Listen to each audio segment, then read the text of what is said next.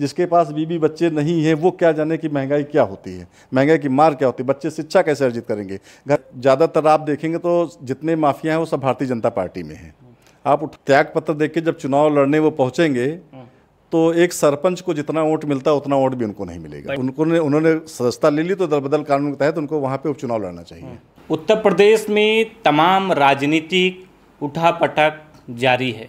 आपको बता दें कि अभी हाल ही में समाजवादी पार्टी के सुप्रीमो अखिलेश यादव ने अपने पार्टी के जो 3 विधायक थे उनको जो है निष्कासित कर दिया है, जबकि उन विधायकों का ये कहना था कि हम तो पहले ही समाजवादी पार्टी छोड़ चुके हैं। ऐसे में हमारे साथ खास बातचीत करने के लिए सपा नेता प्रदीप तिवारी जी हैं, उनसे बातचीत करेंगे। सर बहुत बहुत स्वागत है। धन्यवाद। क्या कहना चाहेंगे सर, जिन नेताओं के, जिन विधायकों को समाजवादी पार्टी ने निष्कासित किया वो तो पहले ही छोड़ चुके हैं, कह रहे हैं कि मैं तो अमित शाह के सामने बीजेपी ज्वाइन कर ली है।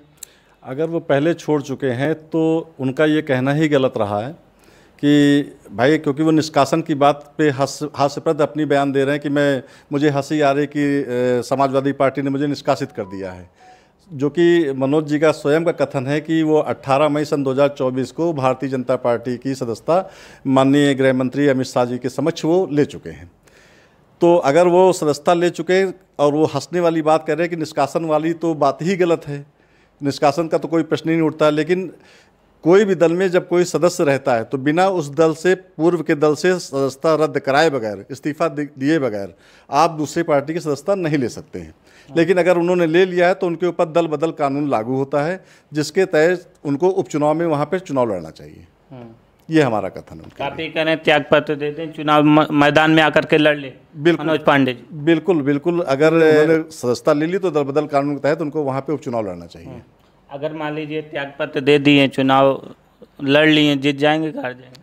अगर त्याग पत्र देख के जब चुनाव लड़ने वो पहुँचेंगे तो एक सरपंच को जितना वोट मिलता है उतना वोट भी उनको नहीं मिलेगा। बड़ी बात कह रहे हैं। मैं बता रहा हूँ कि उनको सरपंच को हर समाज के नेता हैं मनोज पांडे, ये कहते हुए सुने जाते हैं। देखिए, ऐसा है कि ठीक है, अपने आप में कोई आदमी कुछ भी कहे, लेकिन होता क्या है कि समाजवादी पार्टी एक बहुत बड़ा दल है और समाजवादी पार्टी के कार्यकर्ताओं में एक जुनून सा होता है। जो वो चुनाव जीतते थे वो समाजवादी पार्टी की ताकत से जीतते थे। उनका अपना स्वयं का कोई जनाधार नहीं है, ये आप समझ लीजिए। उनके बारे में लोग कमेंट भी करते हैं कि दलितों पिछड़ों का वोट लेकर के बीजेपी में शामिल हो गए, ये बात कहते हुए सुने जाते हैं। देखिए, ऐसा है ना कि अब सबसे बड़ी बात तो ये होगी जब वो चुनाव लड़ने पहुंचेंगे जिस वक्त, तो उनको पता चल जाएगा उनकी स्वयं की ताकत क्या है और समाजवादी पार्टी की ताकत क्या है। जब उनके साथ भाजपा की भी ताकत होगी। अगर इस समय उनके साथ सपा की ताकत थी, चुनाव जीत गए, तो क्या भाजपा की ताकत उनके साथ नहीं जुड़ेगी? देखिए, रायबरेली की जनता ने सन 2024 में लोकसभा के चुनाव में मनोज पांडे जी की ताकत देख लिया है, जिसमें राहुल गांधी जी ने 4.5 लाख मतों से बहुत बड़ी जीत दर्ज की है। अगर उनकी स्वयं की ताकत होती तो लोकसभा में जो भाजपा का प्रत्याशी था उसको जीत दर्ज हो जानी चाहिए थी। तो उनकी स्वयं की ताकत कोई नहीं है। अब बहुत बुरी पराजय, अगर ताकत होती है, वो बहुत बड़े बड़े नेता लगे हुए थे, यहाँ तक कि शीर्ष नेता राष्ट्रीय स्तर के सब भारतीय जनता पार्टी के पूरा कैबिनेट यहाँ पड़ा हुआ था, उसके बाद भी भाजपा के प्रत्याशी की जमानत जब्त हो गई। अच्छा, ये एक बात बताइए, अभी आप कह रहे हैं कि जमानत जो है जब्त हो गई भाजपा की, लेकिन अभी जैसे ही आप लोग हार जाते हैं ईवीएम का कहते हैं कि रोना शुरू कर देते हैं, अक्सर बीजेपी पार्टी आरोप लगाती है आप सभी पर। देखिए, ऐसा है कि जहाँ का ईवीएम जहाँ से इजाद हुआ है उस देश ने ईवीएम को बंद कर दिया है, ठीक है। और हम लोग बैलेट के पक्ष में पहले भी थे, आज भी हैं। अगर बीजेपी को अपने चुनाव प्रक्रिया में पूरा विश्वास है तो वो बैलेट पेपर से चुनाव करा के एक बार देख लें कि क्या स्थिति होती है। एक बार वो करा के देख लें, फैसला सामने हो जाएगा, दूध का दूध पानी पानी हो जाएगा। अब तो चुनाव आयोग कर रहा है, बहुत मुश्किल हो जाएगा, गिनेंगे कैसे?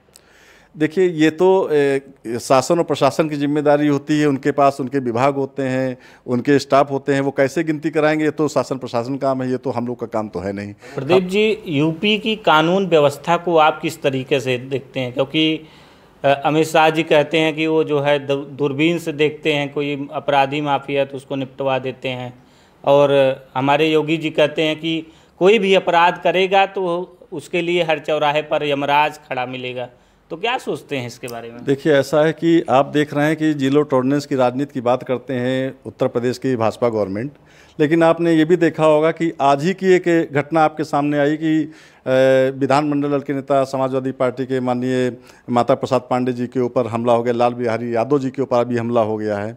आपने देखा है कि ये सारी व्यवस्थाएं जो अपराध मुक्त की बात करते हैं, मुझे तो कहीं नहीं दिखता अभी कौशाम्बी में इतनी बड़ी घटना घट गई। इस तमाम जिलों में इतनी बड़ी बड़ी घटनाएं घटती चली जा रही हैं। भाजपा सरकार में भय मुक्त नहीं है, ये अपराध युक्त सरकार हो गई है और अपराध इतने चरम सीमा पर पहुंच गया, जो कि अपराध मुक्त तो समाजवादी पार्टी के समय पे था, जब आपको याद होगा कि डायल 100 की शुरुआत अगर किसी ने किया था तो समाजवादी पार्टी के राष्ट्रीय अध्यक्ष माननीय अखिलेश यादव जी ने शुरुआत किया था। और जितनी भी जन कल्याणी योजनाएं थी वो समाजवादी पार्टी के राष्ट्रीय अध्यक्ष माननीय अखिलेश यादव जी द्वारा की गई थी। आपने देखा होगा कि अंतर्राष्ट्रीय स्टेडियम इकाना स्टेडियम आपने देखा, और स्वास्थ्य में देखा होगा 108 एम्बुलेंस हम लोगों ने चलाई, माननीय जी ने चलाया हम लोगों के। और जितनी भी व्यवस्थाएं, बेरोजगारी भत्ता को आप ले लीजिए, लैपटॉप बांटने की व्यवस्था देख लीजिए कि बच्चे गांव-गांव में शिक्षा के लिए जो इधर उधर परेशान होते थे, जो लैपटॉप वगैरह नहीं ले सकते, तो माननीय जी ने उनको लैपटॉप देकर उनको शिक्षित बनाने का प्रयास किया। तो जितनी भी योजनाएं देखा, आप आगरा एक्सप्रेसवे ले लीजिए, आपको याद होगा कि आगरा एक्सप्रेसवे बनने के बाद लोगों को लगा कि क्या भारत में भी ऐसी एक्सप्रेसवे बन सकती है। तो कुछ भारतीय जनता पार्टी ने उसकी नकल करने की कोशिश तो किया, लेकिन जब उस पर टेस्ट हुआ तो आपने देखा कि कई जगह पर एक्सप्रेसवे बैठ गया था। तो नकल में भी अकल चाहिए। और योगी जी के पास अकल नहीं है।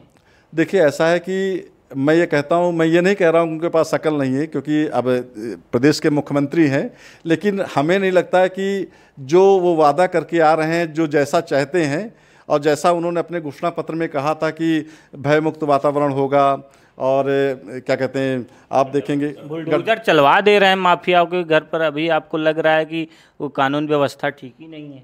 देखिए, ऐसा है कि ये भय का वातावरण व्याप्त किया जा रहा है, केवल भय का वातावरण। माफियाओं के घर पर बुलडोजर चल रहा है, इससे समाजवादी पार्टी के नेताओं को दिक्कत हो रही है। भारतीय जनता पार्टी में ज़्यादातर आप देखेंगे तो जितने माफिया हैं वो सब भारतीय जनता पार्टी में हैं। आप लीजिए, इनके पास बहुत लंबी फहरिस्त है और उन नेताओं पे आज तक कोई कार्रवाई नहीं हुई। आप उठा के देख लीजिए। और जो अभी भी रिसेंटली में कुछ हमारे यहाँ से जो गए हैं उनके पास वॉशिंग मशीन में अभी, तो उनके अपने इतिहास देख लीजिए उठा के, चाहे वो अभय सिंह रहे हों, चाहे वो राकेश सिंह रहे हों, चाहे वो हमारे यहाँ के मनोज पांडे जी रहे, इनका भी आपराधिक इतिहास उठा के देख लीजिए आप। इनके ऊपर भी कार्रवाई होनी चाहिए। अगर कार्रवाई करने की बात करते तो मैं तो कहता हूँ कि भारतीय जनता पार्टी में कम से कम एक लंबी फहरिस्त है अपराधियों की। तो समाजवादी पार्टी ने मनोज पांडे क्यों रखा जब इतनी आपराधिक लिस्ट है? तो इसका मतलब आप भी उतना ही दोषी हैं। देखिए, ऐसा है कि मनोज पांडे जी ने जब शुरुआत की थी तो समाजवादी पार्टी से शुरुआत की थी, उसके बाद ये भारतीय जनता पार्टी में आए। फिर क्योंकि इनका चाल चरित्र ही ऐसा है कि अपने कृत्य को छुपाने के लिए ये दल बदलते ही रहते हैं, तो उनको लगता था कि मुझको बचना है तो समाजवादी पार्टी के शरण में चले जाना, फिर अब बचना है तो सत्ता पक्ष में फिर भाजपा में चले जाना। तो इनका चाल चरित्र, और जितने लोग गए हैं इनका सबका चाल चरित्र दल बदलना। तो अब क्या होगा उत्तर प्रदेश में 2027? उत्तर प्रदेश में समाजवादी पार्टी पूर्ण बहुमत की सरकार बनाएगी, भाजपा का सुपड़ा साफ होगा। भाजपा का सुपड़ा साफ कर देंगे? बिल्कुल। हार जाएंगे तब? हमारी समाजवादी पार्टी बहुत प्रचंड बहुमत के साथ सीटें लेके आएगी और हम लोग पूर्ण बहुमत की सरकार बनाएंगे। और देखिएगा कि आपको पता चल जाएगा। अखिलेश यादव के बारे में एक बात हमेशा से कहा जाता रहा है कि वो जो है सोने का चम्मच लेकर के पैदा हुए हैं। जब से वो एक ही बार गद्दी पर बैठ पाए वो भी अपने पिताजी की वजह से, उसके बाद दोबारा जो है इतनी मेहनत भले कर लिए हों लेकिन गद्दी पर नहीं बैठ पाया। देखिए, ऐसा है तो आपको भी पता है कि हर पुत्र की हर पिता की जो विरासत होती है वो पुत्र ही संभालता है। ये कहीं भी आप उठा के देख लीजिए। और रही बात, परिवारवाद है मानते हैं?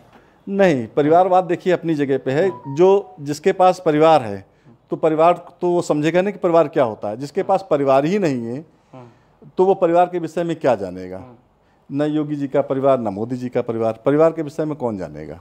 नेपोटिज्म का असली अर्थ तो हमारे यहाँ पे आप समझ सकते हैं, हम समझ सकते हैं, पार्टी के बड़े बड़े नेता समझ सकते हैं, जिनके पास परिवार होगा, परिवार का दुख दर्द वो जानता है।